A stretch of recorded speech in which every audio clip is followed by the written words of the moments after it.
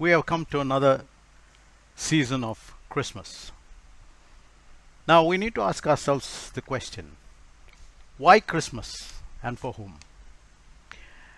I would like to take a quote from the poem by Robert Frost, Nothing Gold Can Stay, in which there is an allusion that states, or a line that states, Eden sank to grief. Now let me go behind the things that would have gone into Robert Frost's mind, perhaps, when he was thinking about this allusion. It is written that even before God created the heavens and the earth, He was in the heavens, and there were heavenly beings called angels. And the chief of those angels was a supreme angel called Lucifer. Lucifer was perfect in every way. It is described that he was beautiful and there was no flaw in him. There was nothing, and he was the chief of angels. However, it is said that sin or pride was found in him. In other words, he wanted to take over the throne of God. He himself wanted to be God. And therefore, sin was found in him. And Satan, and after that he rebelled, and he took 1/3 of the angels with him and rebelled against God, and he was cast out of heaven, he and his angels, the other angels also. And Lucifer became completely evil. He became Satan. After that, God created the heavens and the earth. He created the world, and he created man and woman in his own image, and he had perfect relationship with them, and he placed them in a place called Eden, a garden, perfect, and there was everything was harmonious. God gave them dominion over everything, but he just made two provisions. He made two commands. All right. He asked them not to. He placed two trees at the center of the garden, and he gave them the command that they should not eat of the fruit of the tree of evil of life, and the tree and the fruit of the tree of good and evil. That was the only two commands that he had given. Now, Satan being evil, he wanted to destroy everything that God had created. And we see in Paradise Lost by John Milton, we see that Satan comes down to Eden, and he sees these two, Adam and Eve, in their pristine beauty, in all the glory, and having a relationship, a beautiful relationship with God, a spiritual relation in which there was no hindrances. And he was extremely jealous. He was outraged. He had a murderous instinct, and he wanted to destroy it. And we see that he took the form of a serpent, and he seduced the woman, and he asked Eve, "Did God say that you should not eat of the tree of good and evil?" And she said, "God has given us dominion over everything, but He asked us not to eat of this fruit." And Satan said, "No, God did not. God did not mean that." And again he asked the question, "Did God say that you should not eat?" And Eve said, "Yes, we have been given dominion over everything, but we are not to eat of the fruit of the tree of good and evil." And Satan asked the next question. Okay, did God say that you would die? And the woman said yes, and because God had also given the Adam and Eve after giving the command, He said that should you eat of it, you would die. And Satan asked the question, in which way we do not know, but it was seducing. And the woman said, yes, God did not say that. God did not. God said that we should not eat of the fruit of the tree of good and evil. And then Satan goes on to say, no, it is not that way. God did not want you to be like him. If you eat of the fruit, you will be like God. And scripture says that the woman saw that it was good, and she plucked it and ate, and she gave to her husband, and he also ate. That is how sin came into the world. That is disobedience. And so Satan had succeeded in destroying that relationship, because the moment they ate the fruit, the spiritual, what God said about death, the spiritual death took place, and they did die. That means the spiritual relationship, the absolute relationship with God was broken. And Satan had caused what he had done in the heavens, that is, caused rebellion and caused pride to come, and therefore sin came into the world, and evil and destruction and all that. And we find that that is when God also began to try to redeem. He began his redeeming work, the salvific work, to redeem mankind from what they had lost.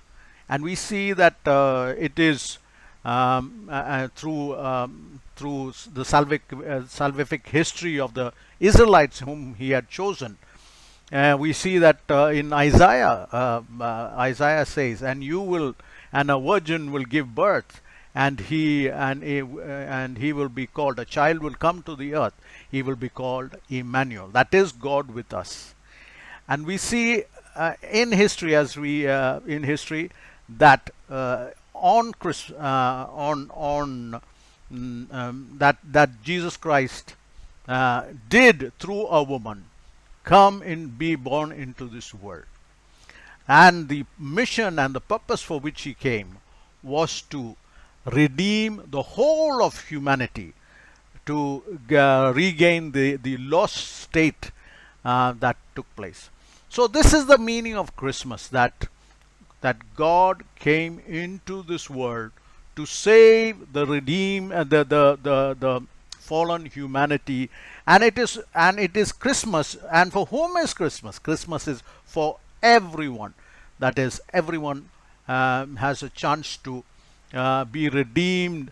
And we see that Christ, another verse that we see in the Bible is that and Christ came to destroy all the works of the devil. And we find that his life was a life of purity, and he was a Lamb of God who takes away the sins of the world. And finally, on the cross, the final words that he said was that it is finished.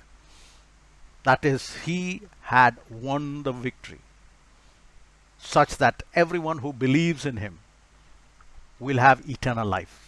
This eternal life is for all humanity, and therefore we find in the book of John it is said this way: before the world was created, the Word already existed. He was with God, and he was the same as God. From the very beginning, the Word was with God. Through him, God made all things. Not one thing in all creation was made without him. The Word was the source of light, and this life brought light into mankind. The light shines in the darkness, and the darkness has never put it out. Therefore, darkness can never defeat the work that Christ has done. But what is Christmas? What is the meaning and message of Christmas? Why do we need to celebrate Christmas? It is, what do we do now? We read in the Bible, it says in 1 John 3, chapter 3, verse 11, "The message you heard from the very beginning is this: you must love one another. We must not be like Cain. He belonged to the evil one and murdered his own brother Abel." Why did Cain murder him? Because the things that he himself did were wrong, and the things his brother did were right. Therefore, it is our duty, if we have come into God, is to try to do or redeem the world, or do the works that Christ did, and that is to destroy the works of the devil.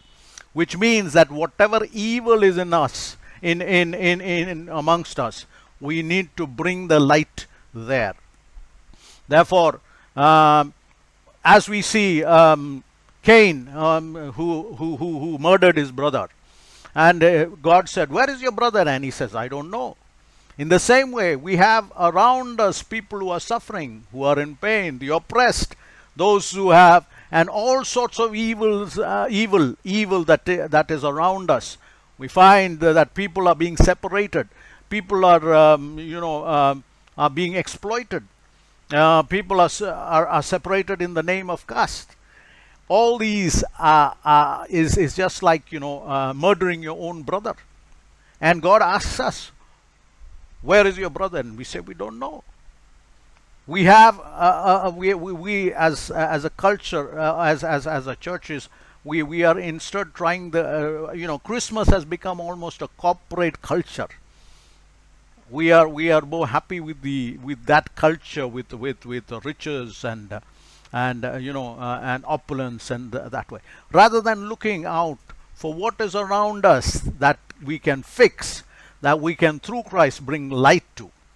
So the message of Christmas is joy, happiness, and therefore what Jesus, as we see that when Christ came to this world, where was he born? He was not born where power is, or where wealth, and he was born in a manger. Therefore, in everything that he did in his life, as we read his life, the 33 and a half years, he was destroying the works of the devil, and he was and the scripture says, and he came and he gave light and life. Okay, the Son of Man came to give life, and light, and to destroy the works of the devil. Therefore, we also who have been called by him in this world, we should bring joy and happiness and peace of Christmas. So therefore, this is the message of Christmas, that Christ has come into this world. Emmanuel has come to save the world. And we too, if we are his followers, we should continue that work and mission and bring joy, happiness to people who do not have this joy or happiness in their life, who are struggling. So may the joy of Christmas and the peace of Christmas, and just as the angels worshipped God, so let us worship God and bring the joy of Christmas to our fellow beings in this world. So I wish you a very Merry Christmas. As a family, we also would like to present to you a Christmas song. I hope you have a blessed Christmas this year. Amen.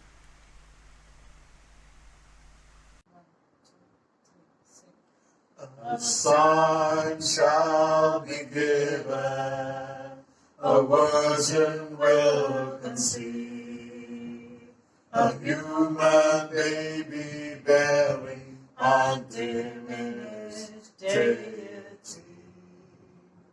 The glory of the nations, a light for all to see, that hope for all who will embrace its warm reality. Emmanuel, our God is with us, and if God is with us, who could stand against us? Our God is with us, Emmanuel. So what will be your answer? Will you hear the call of him who did not spare his son, but gave him for us all? On earth there is no power, there is no depth or height that could ever separate us from the love of God in Christ. Emmanuel, our God is with us, and if God is with us, who could stand against us? Our God is with us, Emmanuel.